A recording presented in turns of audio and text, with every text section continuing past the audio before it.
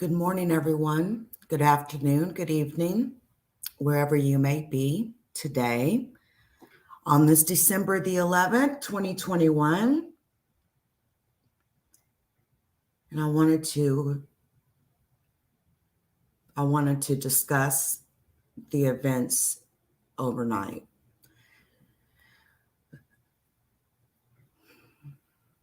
Things are changing very rapidly, minute by minute by minute. And if you guys, have seen the news this morning, then you are aware that there was a very massive storm system that came through the Midwest overnight.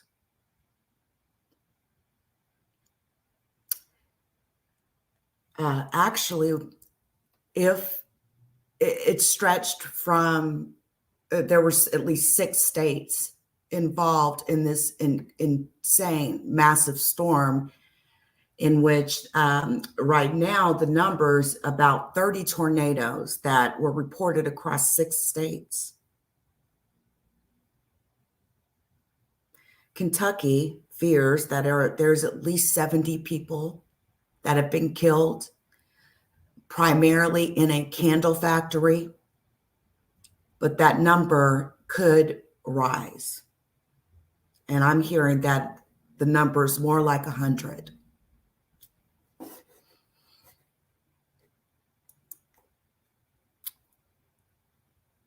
If you guys are in the Midwest, then you know that yesterday it was very, very warm outside. It felt like a summer day. It was actually unnaturally warm for a December. There was no need for a jacket yesterday. I mean, even here in Northeast Texas. And it's so crazy because as I would say it was maybe 11 o'clock last night, when all of a sudden it went from, I kid you not, 8, 9 o'clock, it was 73, 74, 75 degrees. And by 11 o'clock, we were down in the 40s and 50s. It got cold just like that. And that is because a cold front came through. And typically when cold fronts come behind very warm weather like that, it can trigger tornadoes.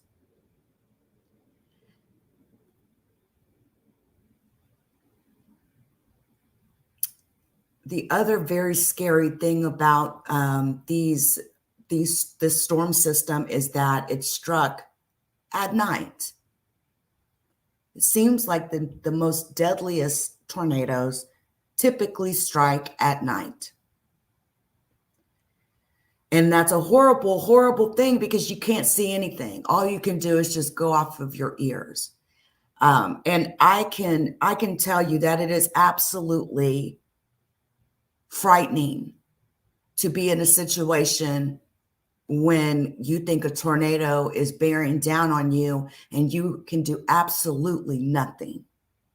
And I only say that from experience. You heard me, from experience. I've had the unfortunate experience to have survived a tornado myself. Being able to walk outside and see all the damage done around you to all the houses, the cars. I had a whole car totaled.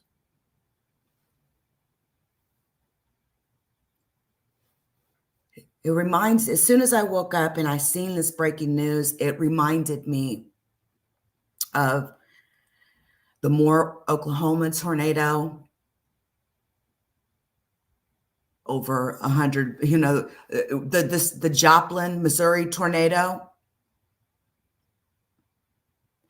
The tornado that hit southeastern Kansas and completely wiped an entire town off the map. This also struck at night, maybe about 15, 16 years ago. And we do see massive storms, especially hit the Oklahoma area every year. And we even had a very deadly tornado come through the Dallas-Fort Worth area just a couple of years ago. And it was absolutely frightening. It went through the heart of Dallas, the North Dallas area, down the 635 corridor, into Garland, into Richardson. And I kid you not, if you've never had the experience of being in one of these,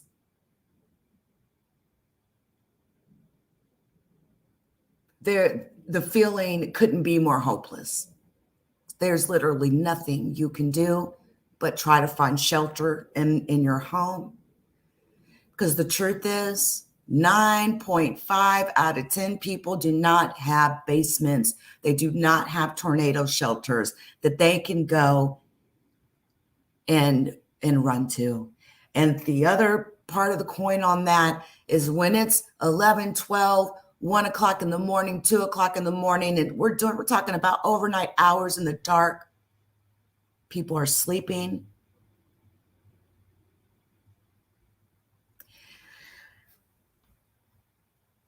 That's actually one of the most deadliest ways that a tornado can strike is during the night. All right.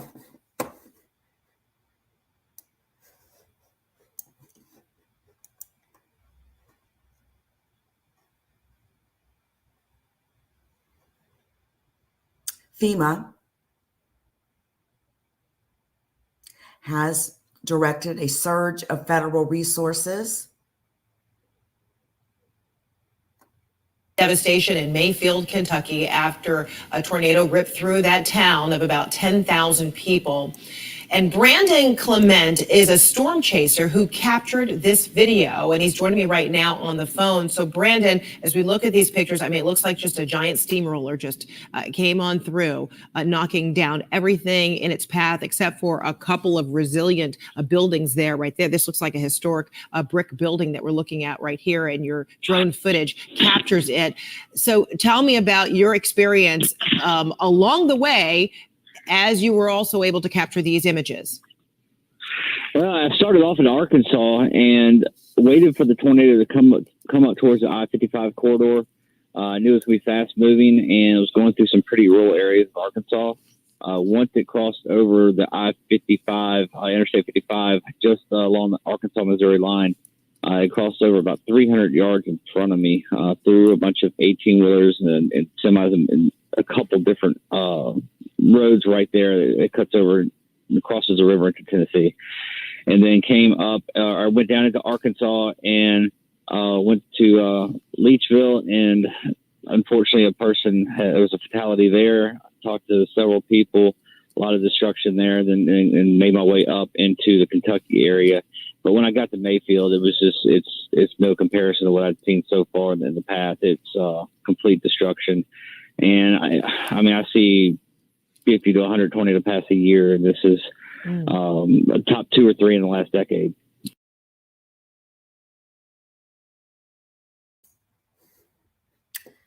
I definitely concur.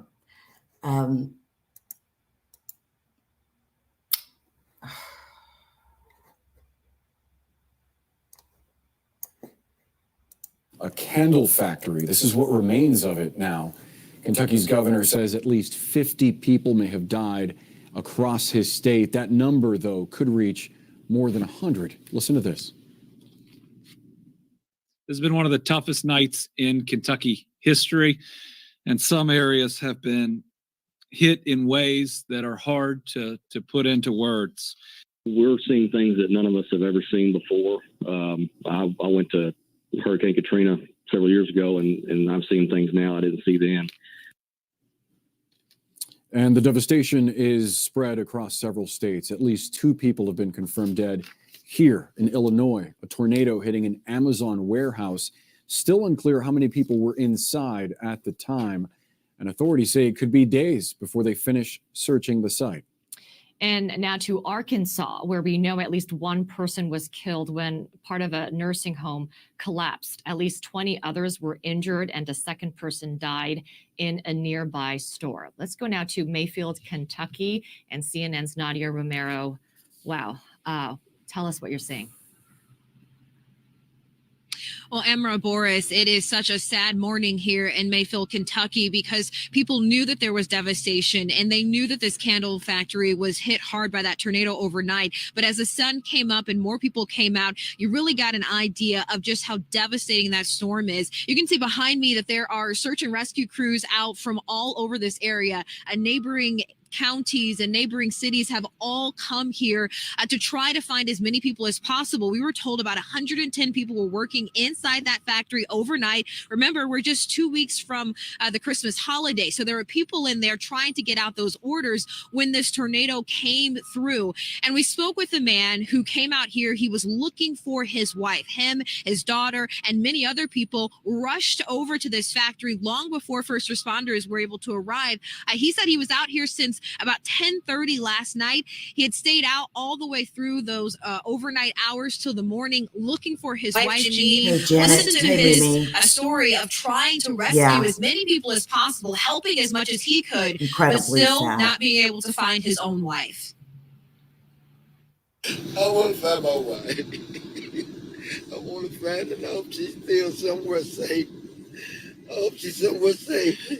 And baby, please call me soon we get connected. Please call me. I'm looking for you, baby. We've been looking for you. Me, Tamara, the kid, we all looking for you right now.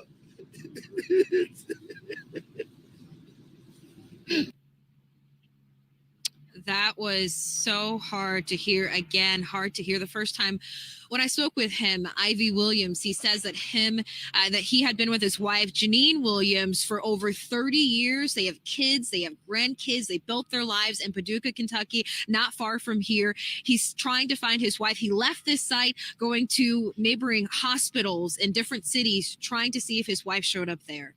Boris, Amara. Just gutting to hear Ivy share that with you, and knowing that he is one of many people looking for loved ones this morning. Nadia Romero, thank you so much. All right, I want to bring in now the governor of Kentucky, Andy Beshear. I'm sorry that we have to speak under these circumstances, but first of all, Governor, I understand you are in Mayfield. Earlier this morning, you said there were 110 people inside this candle factory when the tornado hit. What is the latest you can tell us about what's happening there on the ground? Well, I'm standing outside of what used to be that factory now, and it is a level of devastation that none of us have ever seen before. We have dozens of people that are out here searching, hoping. We haven't, unfortunately, had a successful rescue since about 3 a.m. There is just a huge amount of loss here and across the Commonwealth. We know we've lost at least 50 people across Kentucky. I think it's going to be closer to 100. We have half of some of our towns here in Western Kentucky that are just gone. It's hard to see. Can you give us a sense of how many people, Governor, have been pulled from the rubble? How many survivors or bodies, sadly? Well, that information is still coming in, and I know families are going to want to hear that news first, but we should expect to lose dozens in this facility, and it's so hard for this town and for our state. It's like nothing we've seen before. I'm actually standing here with the mayor of Mayfield too. I'd like to pass the phone to her. This is her direct community, and I know how much she and we all are hurting. Thank you, Governor. Yes, we would love to talk to her. Yes, my name is Kathy Onan. I'm the mayor. Ms. Mayor, our condolences to what you are going through right now. How are you feeling? What's going through your mind as you're there on the ground looking at this destruction? My heart is broken, but I am watching our first responders from our community, from the county, from across the state of Kentucky work so bravely to recover and rescue when they can. We are a community, we're a small community, we are a strong community, and I know that in the months to come, we will see the best of the people of this town. this is what we do. We take care of each other in bad times, and then we celebrate in good times. Mayor Onan, if you could talk to us about what you know about this candle factory. I understand from a congressman, James Comer, that we spoke with this morning, said that this was one of the larger employers in Mayfield, Kentucky, and that many of the employees, more than 100, were inside at the time working overtime. I think he said 24/7 because this was the holiday season. Is that correct?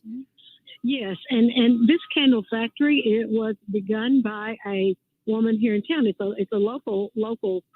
They don't live here now, but it was a locally owned company started, from the bare bottom. And so we are very proud of this factory. We are very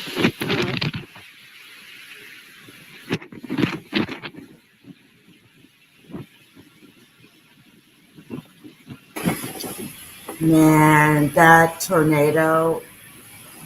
Look how wide that tornado is. You can only see it.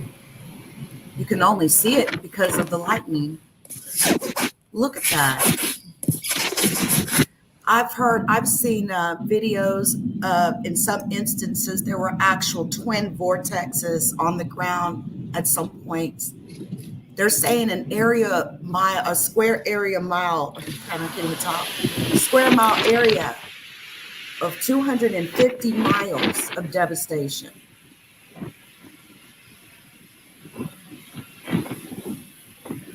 Now that is scary and frightening as hell.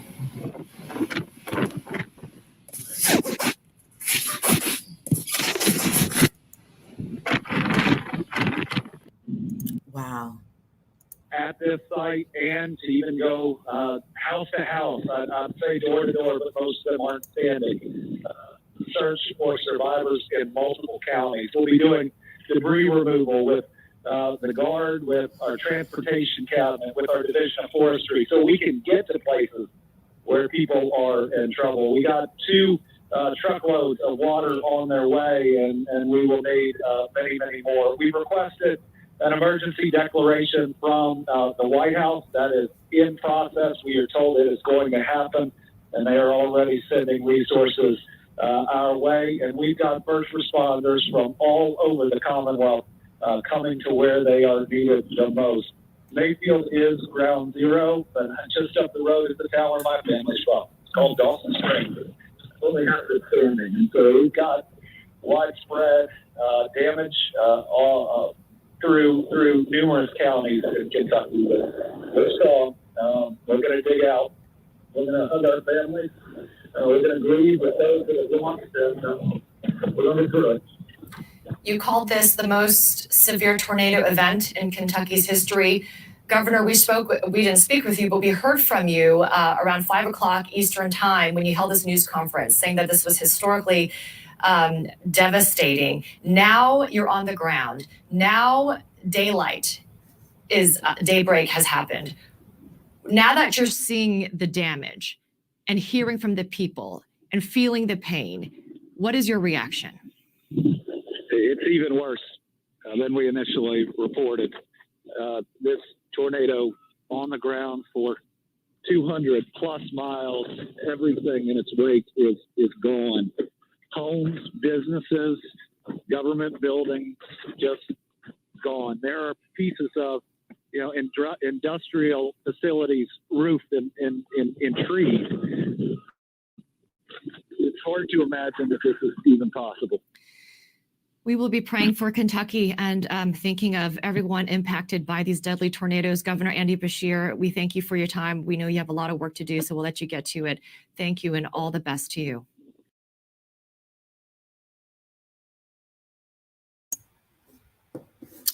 At least 30 tornadoes. At least 13 tornadoes. We got Peter Alexander alongside Kristen Welker here in Washington, D.C., and we want to get right to some overnight breaking news. Devastating and deadly tornadoes ripped across the South and the Midwest in the middle of the night. Hardest hit the state of Kentucky, where a factory roof collapsed, and there are fears right now that dozens could be dead in that small community of Mayfield. NBC's Morgan Chesky has been following the story all night long. Just a staggering death toll anticipated there. Morgan, what is the very latest? Yeah, Peter, Kristen, good morning. And it will be a devastating day for communities in multiple states across the Southeast. We are learning more about that Mayfield, Kentucky tornado. This was a powerful storm that struck under the cover of darkness, as you can see. We know that 100 people were inside a candle factory when it struck. The governor saying at least 12 people could have perished at that one business alone. The death toll already at 50. He said it could climb even higher as more damage is seen throughout today. And this is a storm system that started in Arkansas and then made its way across multiple states overnight. We know that multiple tornadoes were reported, but National Weather Service officials are trying to determine if this was the work of a massive single tornado that caused so much damage. And as you can see, leave emergency responders still looking at this hour for potential survivors. We know that in one instance, debris was seen blown into the air as high as 30,000 feet. A nursing home in Mona Manor, Arkansas was also struck. We know at least one fatality was reported there. First responders rushing to get those elderly outside of that building safely before another potential collapse. And daylight will only bring more damage here. At this hour, you know that storm system still making its way across other states right now. This could go down, Peter, Kristen, as one of the worst storm outbreaks in December history. And you can tell that just by looking at the scale and scope of those images, the path of destruction, just hard to fathom as we process this morning. Morgan, thank you very much for that. Samara Theodore from our station WRC here in Washington, D.C. is tracking the severe weather threat that remains this morning. Samara, tell us what we still have in terms of a threat and what this storm looked like.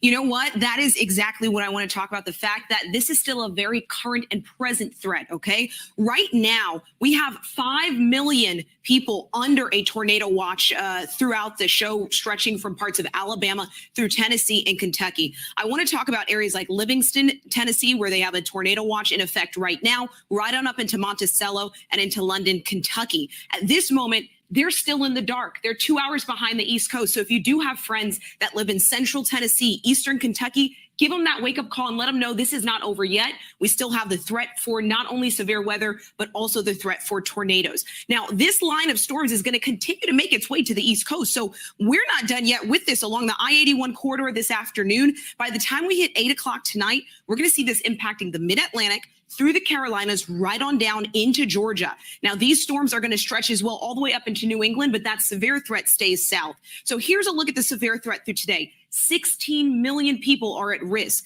We see this morning the storms that are currently moving through areas like Tennessee, including Chattanooga, Birmingham, up into parts of Kentucky, right on into Cincinnati and Columbus, Ohio. That is then going to shift this afternoon, including areas like Atlanta, Charlotte, right on up into Roanoke, and here in Washington, D.C. What is possible with this? Wind gusts upwards of 60 miles per hour, and we still have the threat for isolated tornadoes as we head through the afternoon. 81 million people could be impacted by the winds alone, and that's going to be dangerous as well. We've been seeing these wind advisories going off all last night and through today. Areas in this light blue is a wind advisory, farther north, high wind warnings, 70-mile-per-hour wind gusts with this. So again, this is going to be following us through our Saturday afternoon and through the Saturday night on the East Coast. We're going to keep a close eye on this. Peter? All right, Samara Theodore, thank you very much. We'll check in with you when the Today Show begins a short time from now. What's stunning about this is we get a better sense of this storm is that this tornado, one of them at least, may have extended more than 200 miles, it appears at this time, which would break a 96-year-old record that had existed in the past. Think about the length. Most of these storms, these tornadoes usually go just a matter of miles. Yeah, it's just staggering, the path of destruction and how many structures you can see there in these videos have been impacted, have just been knocked down and completely decimated. And you think about, we are talking about the staggering death toll, Peter, but talk about the people who are still missing. Think about the number of power outages, the people who have been displaced.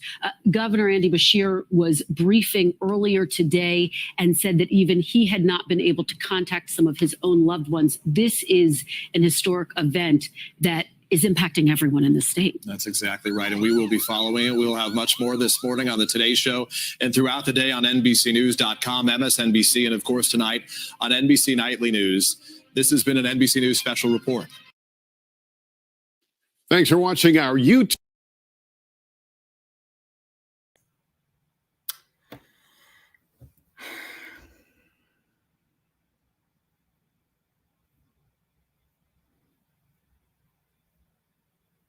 You know, it just, you never know, right? Life is so short. Life is so short. I really encourage everybody to hug their kids, you know, their family and stuff, and tell people you love them, because you never know. Until next time, y'all.